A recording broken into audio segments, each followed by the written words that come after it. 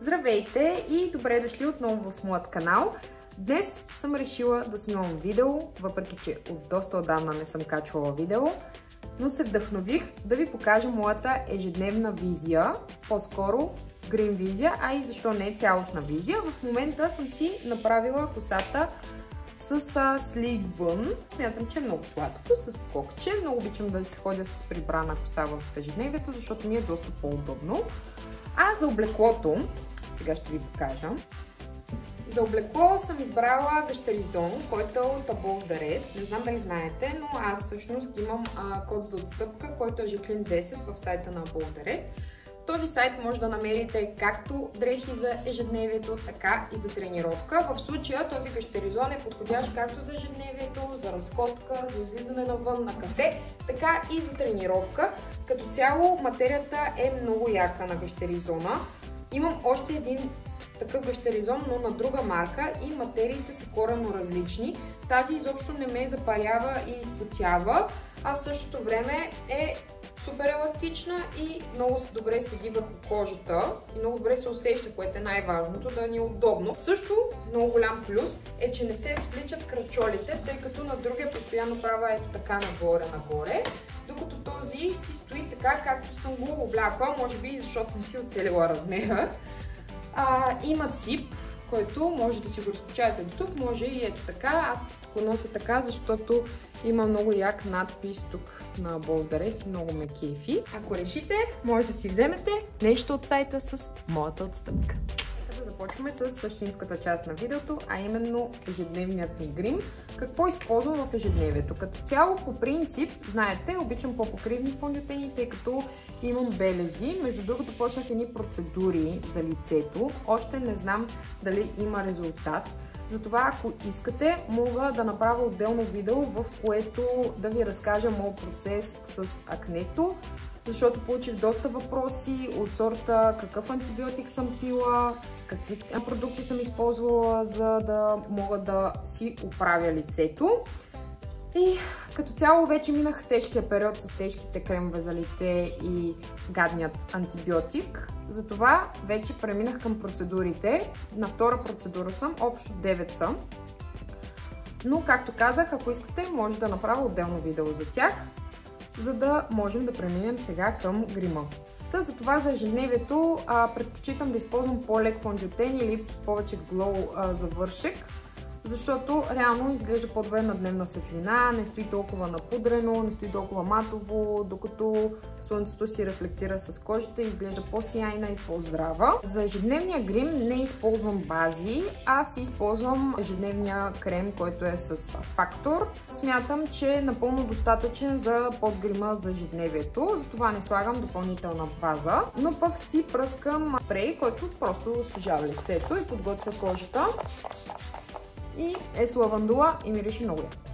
След това нанасям коректор, само където имам нужда, ето тук на белезите, както и под очите. По принцип, когато си правя по-тежък грим, използвам коректор с по-жълтеникъв подтон, но когато се гримирам за ежедневието, използвам с по-розов подтон, тъй като кожата като цяло ми е доста розовичкава и фондютена, реално, който ще използвам, няма да покрие толкова много.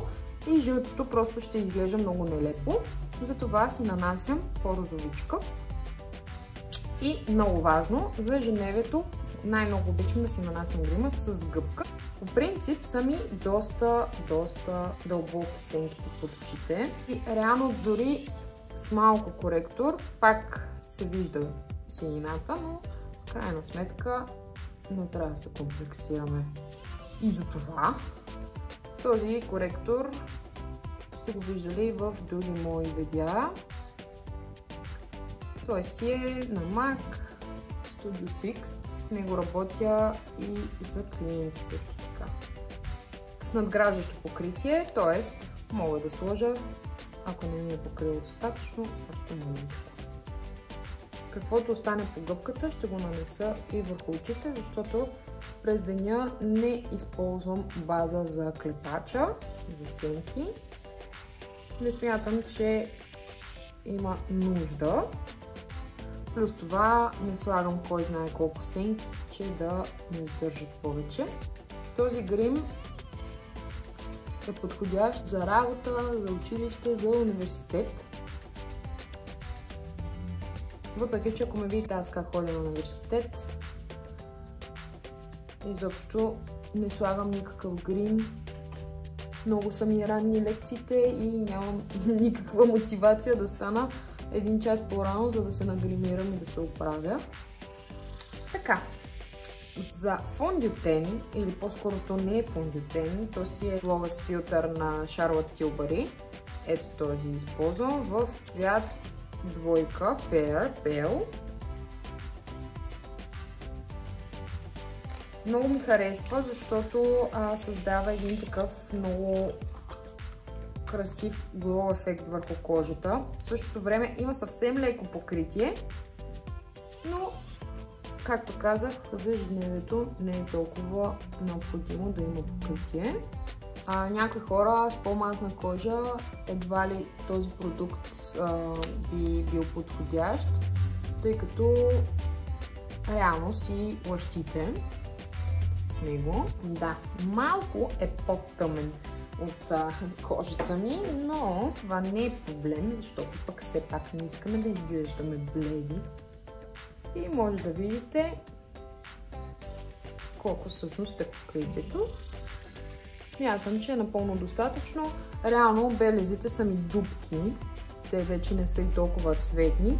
Тоест, какъвто и фондютен да сложа, те ще си се виждат, защото са дупки, а не са петна. И както виждате, когато го разнасям, реално не е чак толкова тъмен, както в началото. Потупваме си навсякъде, докато не ни заболи ръката. За контур ще използвам кремообразния стик на Freya Beauty. Много го използвам за клиенти. Слагам го като първа стъпка преди прахообразния контур. Реално това може да го скипнете. Просто аз обичам да слагам кремообразен контур. И го нанасям пак с гъбичката, като потупвам там, където искам да бъде нанесен. Но гледам да е съвсем малко, защото все пак в ежедневието не искаме да имаме толкова отсечен контур и плътен. Целта е да направим светлосенките на лицето и това да бъде естествено подчертано. Вечер можем да си позволим повече, тъй като тогава и светлината е доста по-различна. Много е важно в ежедневието първо да нанасяме кремообразните продукти, а след това прахообразните, защото ако сега бях нанесла пудра, примерно, и след това контур, може да се пресече, може да се размести отдолу основата, а не е това целта. Не знам за вас, но аз съм доста бавна, когато става въпрос за моя грим. Дори в ежедневието, реално аз под 20 минути не падам и винаги много се старая. Никога не претупвам нещата. Не казвам, че тези, които са бързи, когато се гримират, претупват нещата. Просто аз не мога по-бързо, защото съм перфекционист и искам всичко да ми изглежда перфектно. Но не си мислете, че когато ходя на университет, примерно, просто ставам и тръгвам. Пак си имам своята рутина. Примерно, не излизам без гел за вежди и да си извивам миглите. Просто смятам, че това е моя мейкъп, no мейкъп, въпреки че абсолютно нищо не правя. Просто леко си разресвам веждите нагоре и си извивам миглите, но смятам, че изглеждам доста по-свежа, когато го направя, като имате предвид сенките ми под очите. И на следващо място кремообразен руж, като си използвам продуктите на MAC. Не знам дали знаете, но вече не съм част от екипа на MAC, но пък продуктите на MAC остават в сърцето ми завинаги. Ще продължавам да си работя с тях и за себе си, и за клиенти. Този руж стои супер естествено и много добре се слива с кожата. В ежедневието можем да си позволим малко повече руж, защото това придава всъщност свежест на лицето и на кожата ви. Смятам да спра до тук. Достатъчно рушче сложих. Тук що ме заболя сърцето, защото си щупих ружа на хула, но няма проблем и без това беше към своя край. Използвам този в ежедневието, тъй като има много хубав цвят. Не е нито твърде сив, нито твърде оранжев. Въпреки че, нали, контура по принцип си вее, докато бронзанта е по-топъл нюанс. Но аз обичам златната среда. Ето толкова слагаме.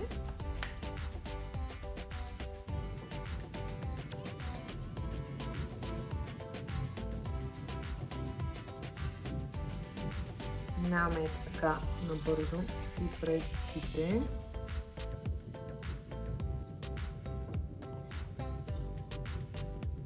Когато сме нанесли толкова глоу продукт върху кожата, не е необходимо да слагаме хайлайтер. Но, понеже аз съм голяма фенка на хайлайтера, все пак ще сложа малко, като слагам ето такъв хайлайтер и го нанасям с малка четка, само върху изпъкналата част на скулата. Не искам да прекалявам. Ето тук съм.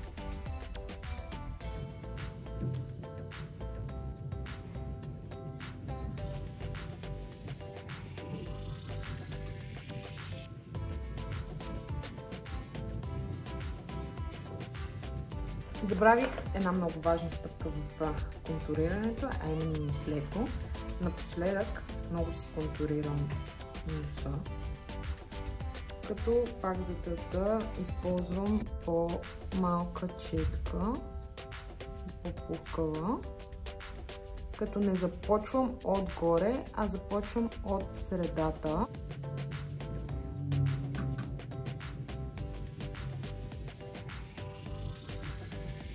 И взимам пудра, за да мога да изчистя каквото има отстрани. Много важна част от ежедневният ми грим е, че не слагам пудра, тъй като просто смятам, че утежнява кожата за през деня. Но винаги имам пудра в чантата, в случай, че някъде нещо се размести или пък почна да лъщя. Ето тук, например, бих ви посъветвала да сложите малко пудра, за да запечатате коректора, за да не ви се насъбира в сивката коректора. Ще сложим малко и отдолу. Физиономията ми просто е уникална. Но я препоръчвам, когато си правите долния клепач, защото по този начин го изпълвате и влизате максимално в гънките. Сега слагаме малко пудричка или просто някакъв светъл цвят сянка, за да може да брайтнем тази зона и да отворим окото. Ето ги двете неща, без които не мога. Гел е на MAC, но има по-бюджетни алтернативи в дрогерията, като неговата идея е не толкова да залепи косъмчетата за кожата, а по-скоро да ги фиксира и да ги подреди. Изглежда доста естествено, без цветене. За ежедневния грим препоръчвам максимално естествени вежди, т.е. да не слагате кой знае колко продукт като цвят, защото наистина веждите са едно от нещата, които първо се набиват на очи. Ако имате някъде дупчици или искате да коригирате формата, просто съвсем леко запълвате с молив. Тази стъпка може да я пропуснете, но аз просто много харесвам да имам светъл молив вътре в водната линия, защото просто водната ми линия е много зачервена постоянно. И сега извиваме миглите.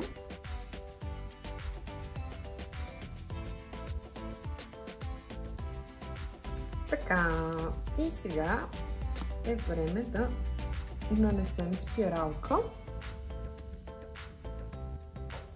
И това може само на мен да се случи. Това се случва, когато четката е силиконова и си бръкнете в окото.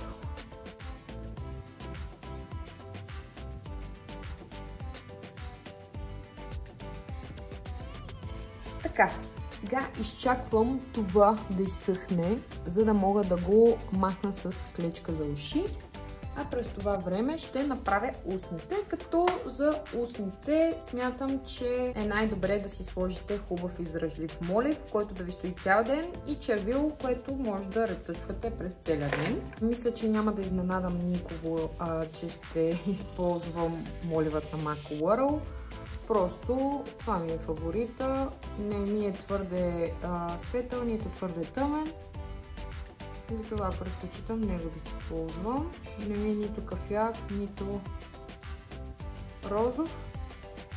Умишлено днес се гримирам и ви снимам на дневна светлина, за да може да видите в действителност как изглежда грима. За основния продукт върху устните ми, който ще използвам, това е Plump Lip Gloss на MAC.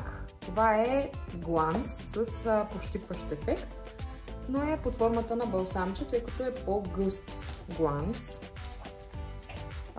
Има леко пощипване. В случая аз съм си взела безцветния цвят. Имам зеления, кафявия, лилавия. Всичките са много яки. Дори и черният, той просто не изглежда черен върху устните. Всичко стои супер прозрачно. Якото е, че има ментово усещане и има наистина стъклен завършек, ето може да видите. И налепне. И последна стъпка, като първата. Фиксираме с по-освежаващ фиксиращ спрей. И това е завършената визия. Може да я погледнете отблизо. Преместих се до прозореца, за да видите как изглежда грима и на дневна светлина. Кожата изглежда супер глоуи, здрава, плътна и в същото време много свежа. Ами това е моята ежедневна визия. Както ви казах, не всеки ден ходя така, но ако излизам и искам да се нагримирам, ходя по този начин. Вечер слагам по-тежък грим, но смятам, че за през деня това е напълно достатъчно. Винаги може да махнете някои стъпки, които аз направих, или да добавите ваши, които на вас ви харесват. Аз просто показвам моя начин да направя това, което ми харесва на мен. И смятам, че на всеки би му стоял добре. Скоро наближават баловете, графикът ми е почти запълнен, така че побързайте да си запишете час. Не забравяйте, че имам сайт, където може да запишете своя час, jacquelinepetrova.com. Ако имате някакви допълнителни въпроси, може да се свържете с мен и на лично съобщение. Винаги съм на разположение и съм готова да ви отговоря. Мисля, че през сайта все още не са активирани датите за баловете, тъй като ми дава само 2 месеца напред да въвеждам дати и свободни часове. Така че за баловете може да ми пишете, така или иначе имате със сигурност допълнителни въпроси, с които мога да съдействам, като ми пишете на лично съобщение. Също така, ако искате, мога да направя видео, в което ви показвам една примерна грим визия за бал. Пишете в коментарите дали би ви било интересно. Това беше от мен. Благодаря ви за гледането и че останахте до края на видеото. Ако искате да виждате още такива видеа от мен, може да се абонирате за моя канал, да цъкнете камбанката, за да получавате известие, когато кача ново видео, и да харесате това видео. Благодаря ви много, чао и до скоро!